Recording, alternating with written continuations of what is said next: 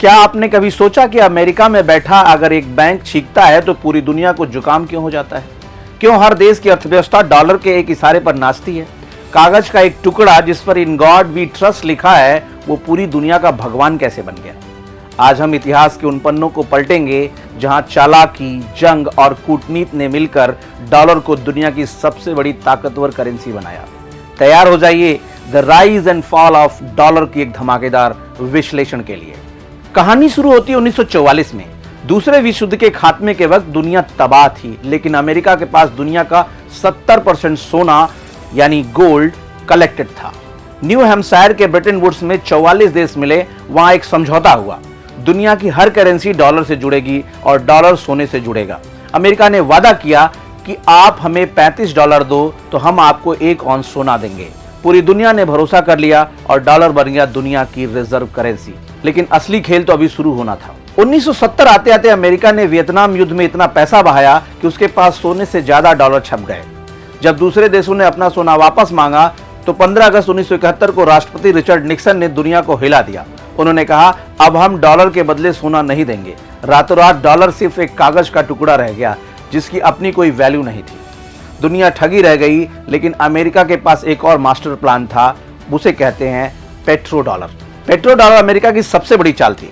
1974 में अमेरिका ने सऊदी अरब के साथ एक सीक्रेट डील की। अमेरिका ने कहा, हम आपकी रक्षा करेंगे, बदले में आप अपना सारा तेल सिर्फ और सिर्फ डॉलर में बेचेंगे।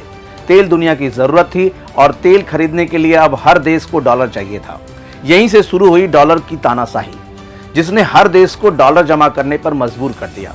अगर आप तेल खरीदना चाहते हैं तो आपको डॉलर चाहिए ही चाहिए। अगर आपको डॉलर चाहिए तो आपको अमेरिका की शर्तों पर चलना होगा। डॉलर की मौजूदा ताकत की अगर बात करें तो एक हथियार की तरह काम करता है। आज डॉलर सिर्फ एक करेंसी नहीं, अमेरिका का सबसे बड़ा हथियार है। इसे कहते हैं स्विफ्ट सिस्टम। अगर अमेरिका किसी देश से नाराज हो जाए तो वो उसे इस स्विफ्ट सिस्टम से बाहर कर देता है, जैसे रूस और ईरान के साथ हुआ। इसे कहते हैं वेपनाइजेशन ऑफ फाइनेंस। जब अमेरिका डॉलर छापता है तो महंगाई पूरी दुनिया में बढ़ती है।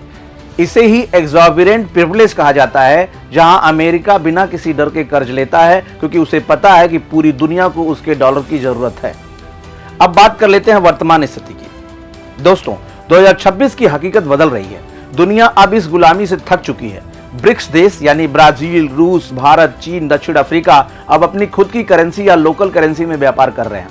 भारत रूपी ट्रेड को बढ़ावा दे रहा है, चीन युआन को, रूस और ईरान तो डॉलर को पूरी तरह किनारे कर दिया है। इसे कहते हैं डी डॉलराइजेशन। क्या डॉलर का साम्राज्य ढहने वाला है? जानकारों का मानना है कि डॉलर रातों रात खत्म तो नहीं होगा, लेकिन उसकी वो एक छत्र तानाशाही अब खतरे में है। अगर भविष्य की बात करें तो भविष्य में एक मल्टीपोलर वर्ल्ड की स्थापना होने जा रही है, जहां किसी एक देश की करेंसी का दबदबा नहीं होगा। डॉलर अभी भी राजा है, लेकिन उसके सिंहासन में दरारें आ चुकी हैं। डिजिटल करेंसी और सोने की वापसी इस खेल को और दिलचस्प बना रही है। आपको क्या लगता है, क्या आने वाले समय में भारतीय रुपया डॉलर को टक्कर दे पाएगा? अपनी राय कमेंट बॉक्स में जरूर लिखें। अगर ये वीडियो पसंद आया हो तो इसे दोस्तों के साथ भी शेयर करें।